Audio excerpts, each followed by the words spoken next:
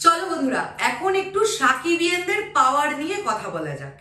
এমন অনেক সময় অনেক ইনসিডেন্ট ঘটে যে সময়গুলোতে আমি আলাদা করে সেপারেটলি ভিডিও বানাই যে সাকিবিয়ানদের পাওয়ার দেখো। এই যে যেমন ধরো রিসেন্ট টাইমে দরদ সিনেমার ট্রেলার উন্মোচনের জন্য রেজিস্ট্রেশন চলছে।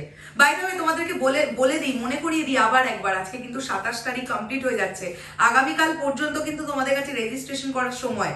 যারা এখনো রেজিস্ট্রেশন করোনি, চট করে রেজিস্ট্রেশনটা কিন্তু করে ফেলো। অবশ্যই কেউ দেরি করো না, আগামীকাল কিন্তু লাস্ট ডেট রেজিস্ট্রেশন করার।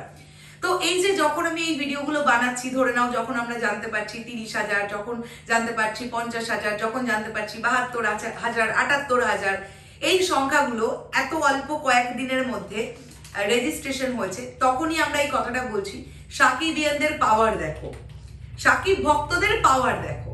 আজকে এই ভিডিওতে আবার একবার একটু সাকিব ভক্তদের পাওয়ার নিয়ে কথা বলা যাক। সাকিবিয়ানরা আশা করছি দেখে তোমাদের ভালোই লাগবে এই ভিডিওটা। সো নমস্কার বন্ধুরা, আমি পৌশালী চলে এলাম আরো একটা নতুন ভিডিও নিয়ে। আজকে আমার চ্যানেলে আমি সারাদিন পরে মোটামুটি এসেছি, আমি বাড়িতে ফিরে গেছি। এখন ব্যাক টু ব্যাক বেশ কয়েকটা ভিডিও আসবে সাকিব ভাইয়ার রিলেটেড, তো তোমরা অবশ্যই দেখো, আশা করছি তোমাদের ভালো লাগবে।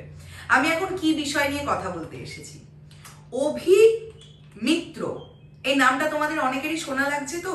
অভিমিত্র, মনে করে দেখো, রিসেন্টলি সাকিব ভাইয়া কেন্দ্রিক এই নামটি আমরা পেয়েছি। এবার মনে করিয়ে দিই কবে আমরা পেয়েছি।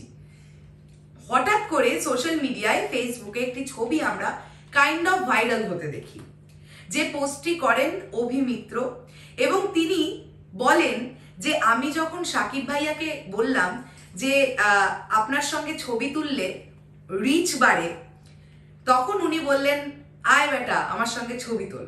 এ ব্যাপারটা তোমাদের নিশ্চয়ই মনে আছে। তো অভিমিত্রর কয়েক ঘন্টার আগে একটা পোস্ট আমি দেখলাম। এবার এখান থেকেই তোমরা বুঝবে সাকিবিয়ানদের পাওয়ার, মানে তোমাদের পাওয়ারটা ঠিক কতটা।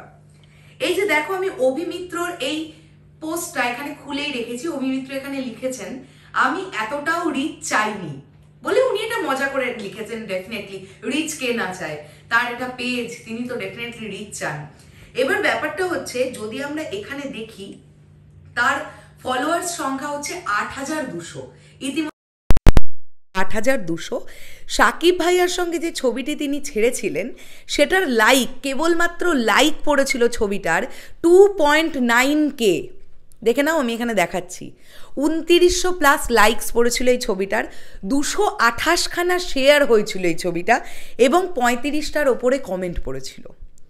এবার কেন আমি বলছি সাকিবিয়ানদের পাওয়ার, আমার মনে হয় অভিমিত্র অন্যান্য কাজ নিয়ে ব্যস্ত থাকেন। তিনি ডেফিনেটলি ফিল্ম ইন্ডাস্ট্রির কোনো কাজ নিয়ে নিশ্চয়ই ডেফিনেটলি তিনি যুক্ত থাকেন। আমি খবর পেলাম তিনি এর আগে সাকিব ভাইয়ার সঙ্গে কাজও করেছেন প্রজেক্টে, একই প্রজেক্টে।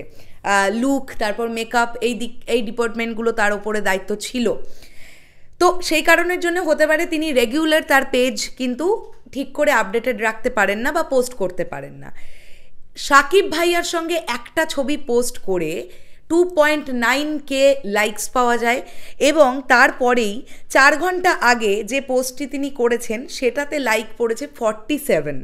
আমি এটা বলার কারণটা এটাই যে সাকিবিয়ানদের পাওয়ারটা সাকিবিয়ানরা বারংবার প্রমাণ করতে পারে।